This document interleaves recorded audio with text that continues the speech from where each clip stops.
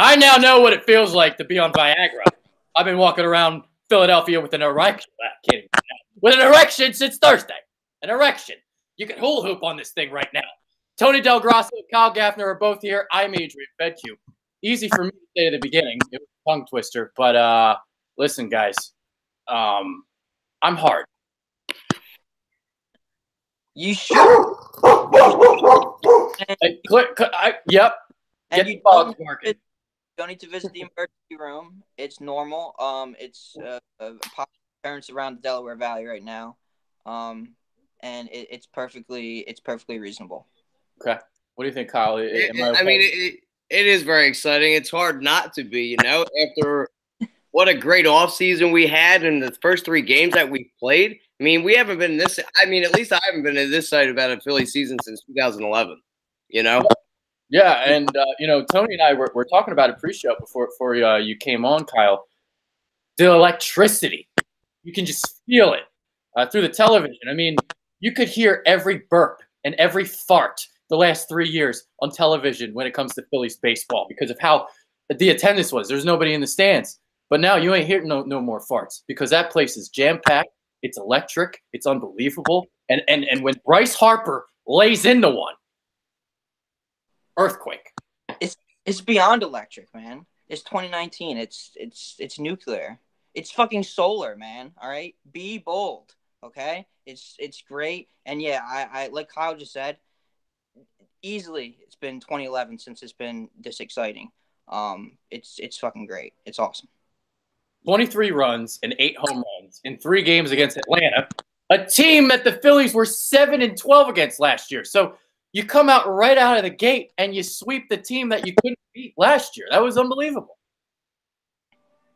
Yeah, I mean, paramount to get you finally have a superstar back on this team since we haven't had since 2011 with all the names that we've all grown to love that will go on the Wall of Fame at some day all at one point.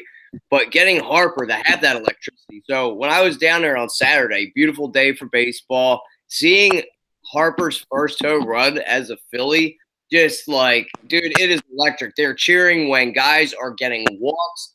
People are cheering when pitchers are staying alive for 10, 11 pitches. I mean, it doesn't matter. We're just cheering nonstop all the time. And it's great to see. It's like this fairy tale has just blossomed. And we've got a legit superstar, something I don't think we've had in such a long time in a Bryce Harper. Just not only to get asses back in the seats, but to have Phillies baseball back, man. I mean, and to slug on Atlanta, who won the division last year, Kyle, can I ask you a question? So being there in person, was that the kind of thing where, at a sport event, sometimes you just start hugging random strangers? Was it at that type of level? Oh, yeah. So, I was down there for my boys' bachelor party. We were bagging it up, and we were just high-fiving people we didn't even know, hugging everybody. Everybody was running up and down, giving high fives. I mean, it was electric, dude. It was phenomenal. And I love to see it. And then after he did that run, he came out to do his curtain call. He just roared at the fans. I mean, it's just he fits Philadelphia so perfectly. And it's just, like I said before, guys we're all screaming at the top of our lungs when guys are getting walks, when they're battling out just to get a ball on base. It's awesome to see. And I love it that we're back at this point where we could get excited as fans just to see guys get walks. Just to have ducks on the pond, baby. Yeah.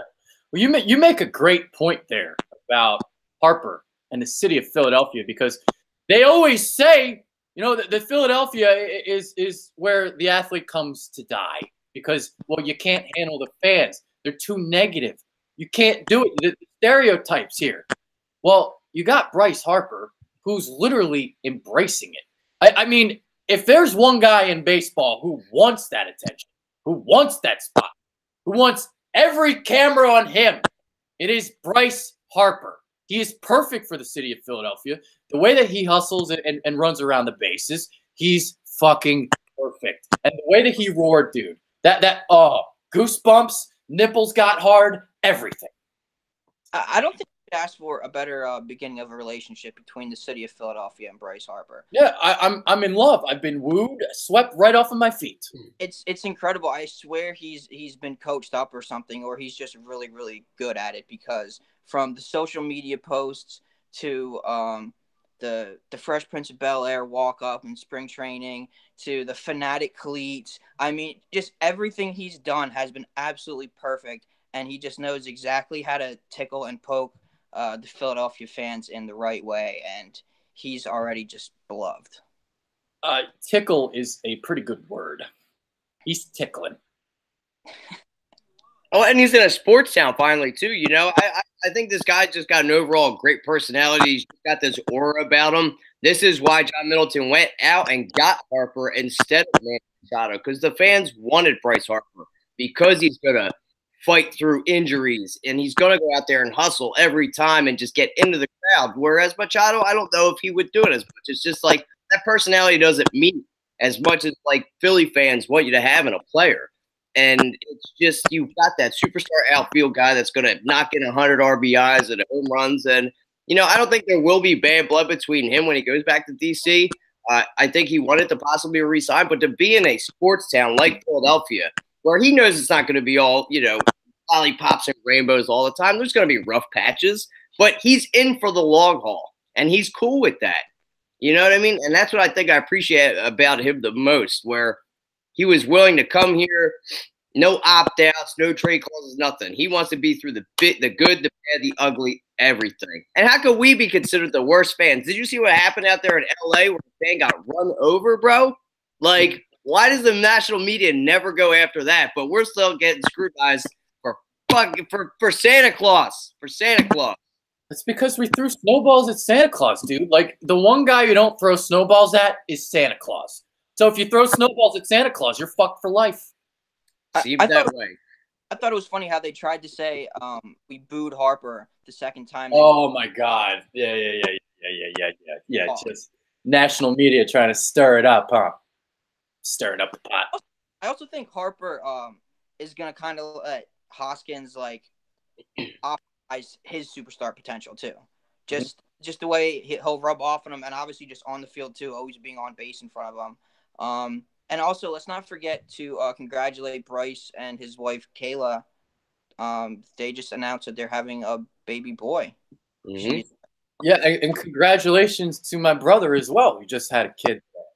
Yes. Oh, I am an uncle. Nice. I'm an uncle. Congrats. I'm an uncle. Being an uncle's cool. It is. Congratulations. So, so the younger brother. So I'm next. I gotta get a kid next. You gotta get on that. Yeah. On that. All right. So here's what I want to talk about next. All right. So I'm going to look at Bryce Harper's stats and Rhys Hoskins' stats over the weekend. Let's take a look here. So 9 at-bats for Bryce Harper. He is 3 for 9 with 3 runs scored, 2 bombs, 2 solo shots, 4 walks. So 4 walks. They are walking Bryce Harper. They're pitching around him, but you don't want to pitch around him because guess who's next in the lineup? Reese's Pieces. And you know what he did on opening day? He slammed the pieces over the wall for a slam. That's what he did. So Rhys Hoskins already has 5 runs scored, 2 hits and 6 at-bats, hit a double, and he's got the home run. So he's got 5 RBIs, obviously, because you get 4 when you hit a grand slam. And he's got 5 walks already. So here's the thing, man. It's like those people who talk about that 249 career batting average, dude's leading the team in walks. He's getting on base still. Yeah, the amount of times, just the overall team on base percentage, is going to be incredible this year. Everyone, really other than Franco, gets on base at an above average clip. Even Segura, who I get on about, is still above league average. So this lineup's going to score a lot of runs. And you can't do what teams used to do against Bryce Harper when he was with the Nationals. You know, he was only the really guy that could hurt you. And you saw it a lot in the playoffs. You would intentionally walk him, and nobody else is going to hurt you. Well, you can't do that in this lineup because of the amount of power that is in the lineup. You got Reese, you got JT Realmuto. I mean, you got Franco hitting in the 8-hole, who I think can easily knock you in 20 to 25 home runs. Like, it's just power from 1 all the way down to 8. And it's great. And even some of our pitchers can knock it in from time to time. So there won't be just like pitch around Bryce and then let somebody else beat you, because they can hurt you in a multitude of ways. Oh yeah, for sure. I mean, dude, 1 through 8, it's stacked, and it's not only just Harper and Hoskins. Obviously, Andrew McCutchen, he's already got 2 home runs. You know, opening day leads off the game with a home run. So you got that. JT Realmuto. I mean, all these guys are already raking. Yeah, they definitely have a shot to break the franchise's single season home run record. Definitely. And it closely matches that 2018 where you had all those power bats and not such a great pitching staff. But, you know, I think the team is going to be carried offensively. And let's hope they don't go in a slump. And something where we improved, too, from last year is, you know, into the 8th and 9th innings, going into a game, like close games, we were outscored like 50-10 or something like that. Something astronomical. But I don't think we have to worry about that, not only with the runs that we're going to score this year, but I think the bullpen has been surefire as well. And it's going to be fun to watch. I would just like to see our pitchers, namely anybody other than Dolo, to get maybe 6 or 7, because we have the strength of the bullpen to get through there. Yeah. You going to say something, Kyle? Or Tony? No. He pretty much took the words out of my mouth. Okay. Oh, sorry. Well, that's all right. All right, so, you know, obviously they're scoring a lot of runs. And, you know, in that first game, they put up 10 runs and Bryce Harper goes hitless. So, you know, you can just see right there the depth of this lineup. And Harper just makes everything go. He's the Reggie Jackson. He's this, you know, straw that stirs the drink here for this lineup. So there it is. I'm trying to look at the innings and stuff, because, you know, those 2008, those 2009 teams, those were teams that, you know, they would win by putting up crooked numbers in innings. Like they'd be down, say, like 3-1, and then they put up 5 runs in the 6th, and then they just blow the game open. That's what like that 2008, 2009 team really did. So it'll be interesting to see if this lineup could kind of do the same kind of thing, where you're just putting up crooked numbers and you're just putting games away. I think the Phillies also still have the flexibility and guys in the farm system where they're going to. Sorry, I don't know why I keep saying. Yeah, well, they'll be able to make a move at the deadline too. So if, you know, Herrera's still struggling, or say Hernandez is struggling, whatever the case may be, they'll be able to add that extra bat or bullpen piece or extra start or whatever the case may be at the deadline, hopefully. Yeah, I mean, looking at this, you know, opening day game, for example. You're up 3-1 heading into the 6th, and you just blow the doors off. You put up 3 in the 6th, and then 4 more in the 7th. And that's what this 2008, 2009, 2010, 2011 teams were doing. Just blowing games open. You know, in the 6th, 7th, 8th innings, when you get to the bullpen, you blow them open with that lineup. And they're not being as aggressive as they were last year. You got a lot of guys in this that are a lot of veterans now instead of young pieces that are working the counts. Other than a Herrera, who's always been an aggressive hitter anyway, that's going to chase a lot of pitches out of the zone. But a lot of these guys like to work the counts. And the Braves were one of the worst pitching staffs to walk, and that's what bit them in the divisional series. Is their pitchers just, especially down the stretch, they just weren't able to locate their balls and throw the ball out of the strike zone. So I want to give credit to our hitters for not biting and chasing a lot of pitches too, because last night it was really cold and a lot of stuff when neither pitcher was really all fire or hitting it in the zone. So, did you guys watch the game last night? Yeah. You know, so I like to give credit because there was one inning where we had, I want to say we loaded the pond up twice, and when we scored 2 runs, it was without coming from a hit.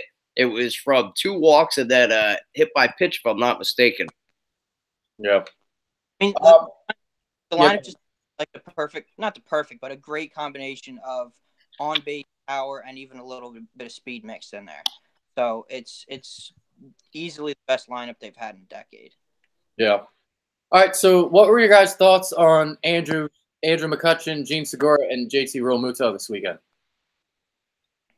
I'm loving what I'm seeing out of McCutchen. You know, I think he led the majors last year with leadoff home runs, and to have a guy that's going to be able to a former NL MVP, be able to hit from the starter lineup.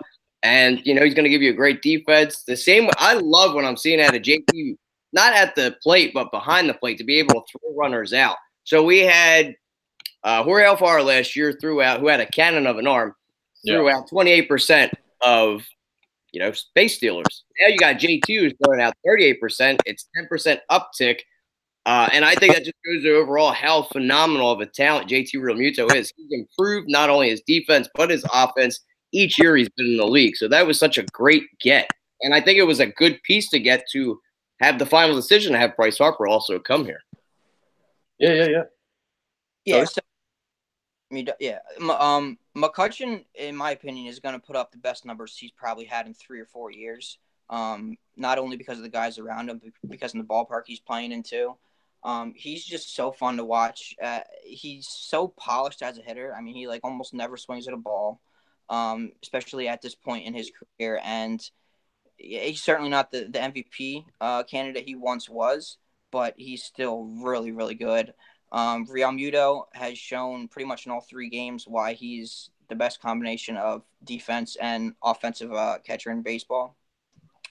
And Segura, who I was kind of, hard on that acquisition when it happened. I was skeptical of it a little bit. He's been a pleasant surprise. He has a much better arm defensively than I realized. He has a gun. And offensively, he's going to be a little better than I expected to. He just seems to hit the ball hard. Is just the name of the game, essentially. Yeah. Hit the ball hard. And you don't put balls under the chin. You don't do, according to Gabe Kaplan. All right. So my thing, when they signed Andrew McCutchen, I didn't like the signing because I thought it was too much money. But it's something that I have kind of, I guess, liked now because of all the moves after. So it's like everything's okay with it now because of how you built the lineup, because you got Segura and you got McCutchen, you got Realmuto and you got Harper and you got everybody. So now all of a sudden that signing looks okay to me. Fine. So and obviously he had a pretty big weekend. Everybody in the lineup pretty much had a big weekend, and it was really nice to see. So the next thing I want to get into are the starting pitchers. And what did you think of the 3 starts by Nola, Pivetta, and Arrieta? Go ahead, Tony. Well, Nola showed why he's good in his first start because he was off. I think he walked 5 guys. He had 5 walks. He was off, and he still dominated. Mm-hmm. Exactly. He walked 5 guys, yet he still was in complete control of that game. It's just really impressive. Pivetta in game 2, I think if you really want to nitpick this team, is the only kind of sort of disappointing thing that happened so far. Everyone and their mom projecting him to have a big breakout year, and he just didn't look great. His fastball just looked straight as an arrow, didn't have a lot of life on it.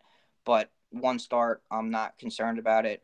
Arrieta, encouraging. He is, like I said, he seems to be in the process of reinventing himself, and he's this start and his last actual start in spring training, he's missing bats more than he did at the end of last year, and that's what he needs to do. Yeah, I mean, I'm a big Aaron Nola fan. I thought he should have won the Cy Young last year, but of course you had to give it up to DeGrom, because of the phenomenal year that he had as well. But I still think he could be a number 1 ace. You saw when he didn't have his stuff, he still had 5 walks and he still dominated the game, like you guys had said. Pivetta, you can't screw up the guy after 1 game. He does have the potential to be an electrifying pitcher because he's got the power, he's got the ability to take speed off the pitch. And I'm not the biggest Jake Arrieta fan, but I think he did pretty good last night considering the elements and whatnot. But last year he was killed with defensive assignments being missed, and I think it was the worst in baseball, if I'm not mistaken. But he does look like his arm angle, they talked about it last night, has changed a little bit, but he's the guy that's not going to be able to miss his stuff from his Cy Young in 2015 because he's going to rely a lot on defense now. And I don't think we're going to have that problem because of the infield that we built by shoring up that shortstop position, getting Gene Segura and the additions that we have in the outfield. So I think he's going to be okay. I'm more interested to see what's going to happen in the 4 or 5 spots. with Velasquez and or Eflin.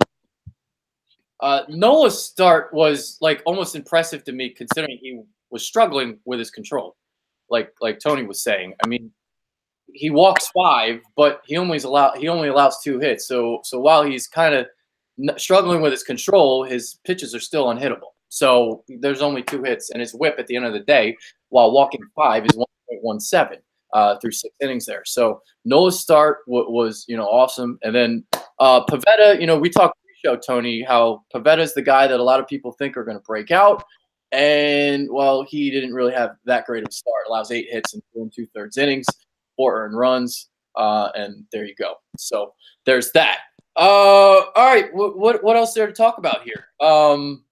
I mean, I think it was really huge to get that sweep over Atlanta right away. Because like I was saying earlier in the show, 7-12 against Atlanta last year, to really jump out of the gate, get off to that 3-0 start, and beating Atlanta, I thought it was nice to see.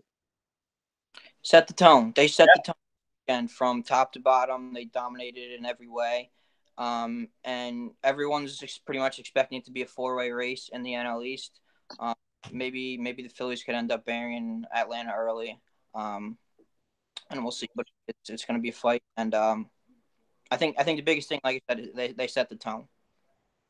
You got to win these games early, especially divisional games, because you win now and you don't have to want to lose your race come May or even into June. You want to set the tone, get these divisional wins, and just keep building that lead.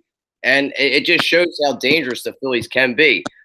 Before the Bryce Harper signing, they were saying Nationals. Well, I think we should be put in there. Yes, Atlanta was banged up. They have a lot of young pitchers in their farm that are having to step up because of their injuries. Fulton-Nevich didn't pitch. We got heavy into Tehran, which was nice to see. But I want to continue to have that success against, when we play the Nationals tomorrow, starting that series, and beat up on the Mets. I just want to pound it in and take – because this team could easily win 95-plus games. Yes, we want to see a lot of pounding from the Phillies. That is correct. Very, very absurd, their statement. All right. I guess I'll just ask a broad question. How do you guys kind of see the NL East playing itself out? I think it's the best division of baseball, honestly. And I think it's going to come down to that 3-team race. Maybe the Mets jump in there, possibly, because you can't really sleep on them. It's all depending on if that starting pitching is healthy. But I still think it's going to come down to Atlanta, the Phillies, and the Nats. Don't sleep on the Nats because they got a great team still. They were able to let Bryce Harper walk because of, let's not forget, Juan Soto. Okay, you got Juan Soto there, and then you got Robles that was coming up as well, and they've got that great starting pitching staff. Yeah, so I actually think the Mets are better than the Nationals right now. I think the Phillies will win a division, and I think the Mets will come in second and be a wild card contender. Nationals third, Braves fourth, obviously Marlins last. I just really like what the Mets have done this year.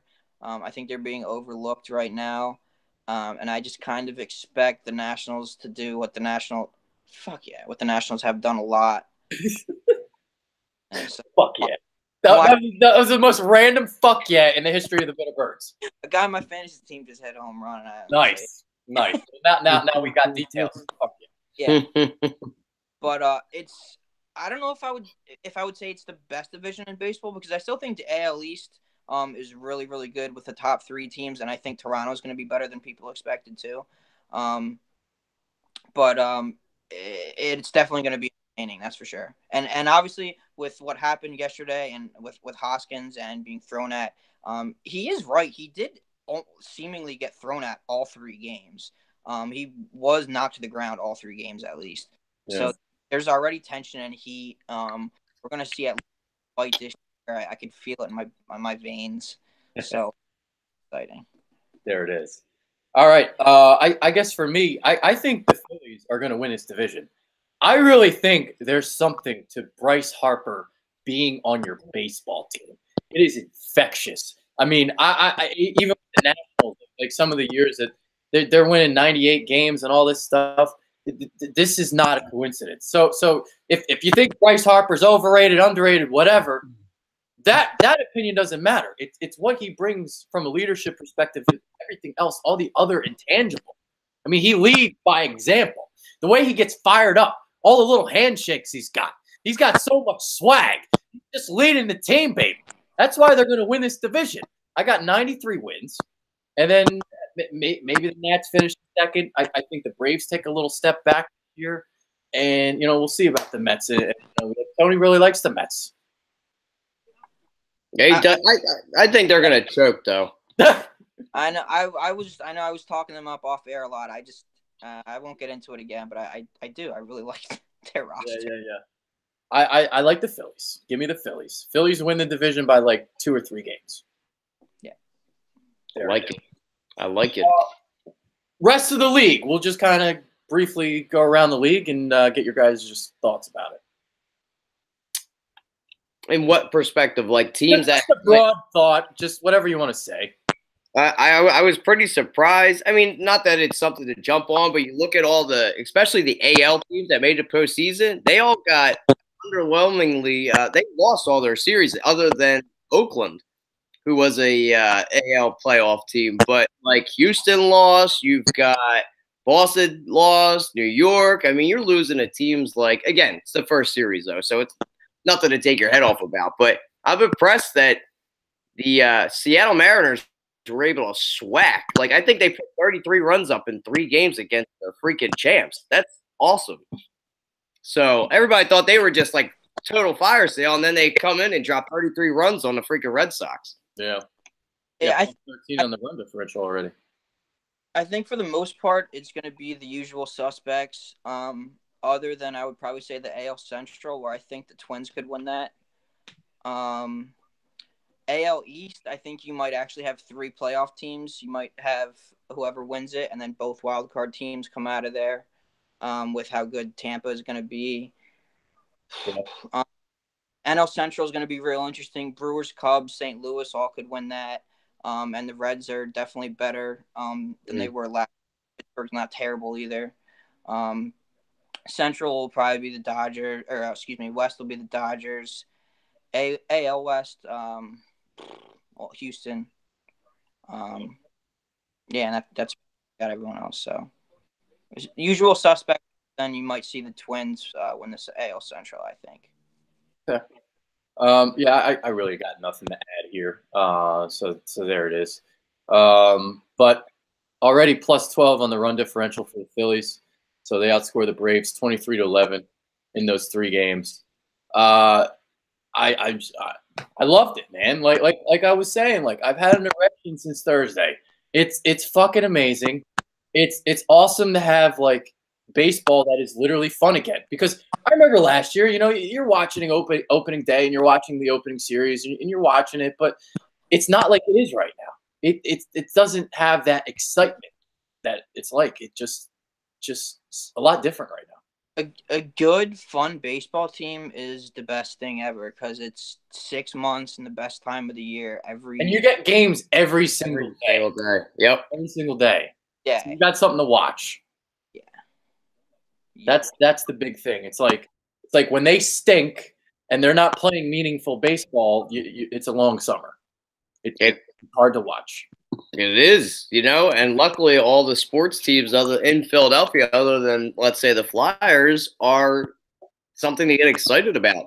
Can't sleep on the Eagles. They could potentially go back to the Super Bowl. You got the Sixers that are playing surefire fireball, looking like they're playing on a real good roll. And then you got star potential finally back on this team. Again, we haven't had an identity since 2011 with the 4 aces and then the aging bats of Jimmy, Howard, and Utley, excuse me. So to have young talent, and we're going to get to see, this is another treat, guys. We're going to get to see Harper and Hoskins grow up together. You've got 2 26-year-olds that could potentially hit 45 bombs a year from the light and the rough side of the plate and just come up together for the next, let's say, 10-plus years. Well, 13 for Bryce. It's Ruth and Gehrig, dude. It is Ruth and Gehrig, those 2 guys together.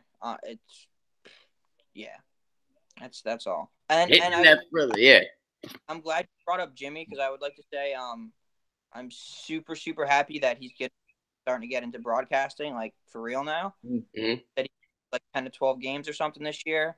Hopefully he could knock any of those guys out because the Phillies broadcasting team needs a complete overhaul. Yeah, we had that conversation last year, didn't we? And I don't remember who suggested Jimmy Rollins. It might have been you, Tony. Well, he's done the playoffs the past couple years with Fox. ESPN. Yeah. I would love to get J. Roll in the booth. Oh my God! If Ben Davis is just atrocious, I mean are atrocious. He's like a weed whacker. He's all over the place. Like even Kruk anymore, is just like, dude. Kruk, I've always been a Kruk guy, so like I guess that one tugs on the heartstrings a little bit, but I guess I could hear what you're like, because like it seems like the older you get and like the more you're in the booth, the more lazy you get and the less research you do, and that's probably what's going on with John Kruk at the moment. Kruk is tolerable. The other one, Greg Murphy, McCarthy, and Ben Davis are Yeah. I'm on Spanish, honestly, and hope I learn some stuff because you saying all that makes me think about the tweet. I think I forget what the guy's handle was, but back. He spliced up the Harry Callis call for Bryce Harper's home run. Yeah, I saw that. So that was awesome. Harry Callis is my idol, and if you're wondering why my voice is so sexy, a lot of it has to do with Harry Callis. So there it is. They haven't been able to fill his shoes ever since he, rest his soul, passed away in the booth. They stuck freaking McCarthy up in there. And I'm gonna stick up for Chris Wheeler too. They haven't been able to fill his shoes either. He got so much flack. He did. Compared to, I would take him back in a heartbeat. Right? I am with you. I never thought I'd say that, but it's true.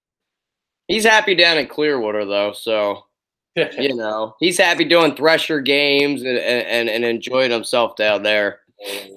Yeah. He's a damn near baseball savant though. Like he's never he could tell you about a game in 1965 in the middle of August and tell you who the starting pitcher was, and like he was incredible.